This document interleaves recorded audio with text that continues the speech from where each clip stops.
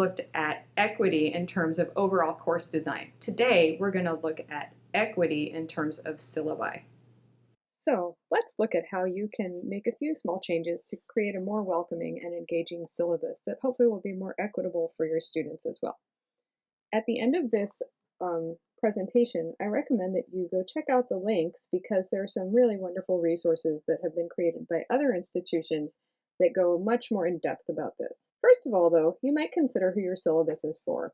When you look at your syllabus and examine the materials in your syllabus, how much of it is really written for your students versus how much is there to protect you, or how much is there because it's required of you by the college. Thinking about this might make you change your syllabus's balance a little bit. You might try to include a little bit more focus on your students. Let's look now at how your syllabus could be a little more welcoming. First of all, it's important that we demystify what college is all about. When you think about your students, it's easy to forget that for many of them, college is very unfamiliar and our expectations are unknown to them. Even simple things like what to call their professors or how to contact a professor if they need help or what office hours are may be mysterious to your students. And it's important to keep that in mind as you consider your syllabus. Consider students who are first-generation college students who maybe did not hear from their parents anything about college and what would be expected of them.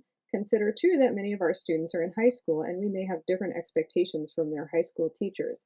Some of them may be returning students who have been out of school for a long time, and some may be transfer students coming from other institutions. You might even consider including a glossary in your syllabus explaining what unfamiliar terms, such as office hours, might mean. Now let's look at whether your syllabus is welcoming. Think about the language you use. Is it focused mostly on rules?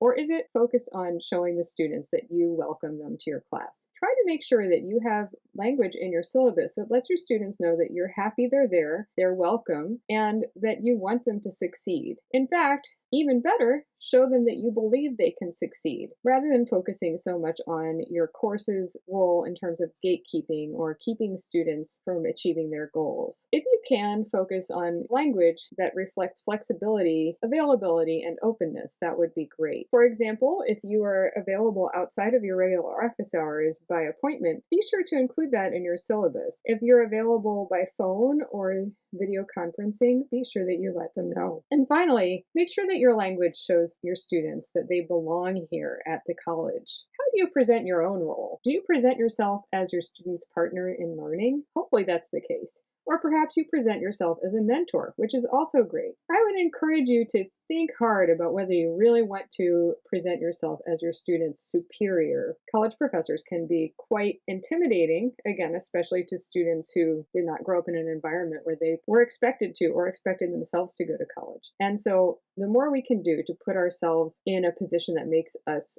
accessible to our students, the better. But at the same time, I would also caution against presenting yourself as a peer to your students. While you are there to encourage your students and you believe they can succeed, you do have a different role from your students in your class, and it's important to acknowledge that. Now, some of the next part about representation may be easier for some of us to achieve than others, depending on what subject we teach.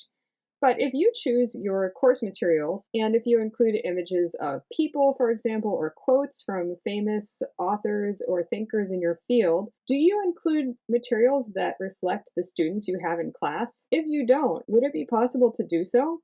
Think about whether there are maybe people in your field who are more representative of the students that you have in class. With accessibility, we're going to be going into many other tips and tricks to make your course materials more accessible. But in general, consider principles of accessible design when you're making your syllabus. And ideally, make your syllabus available in multiple formats. For example, perhaps you like to use PDFs, but also try to make it available as a Word document. Or I know I like to make visual representations of my syllabus, and I always make sure to also include that as a Word document so that students who use a screen reader or just want to print out the syllabus can do so. Again, I hope you'll check out the links in the notes on this video because there's much more work to be done. This was really just an overview, but I hope you got something out of it.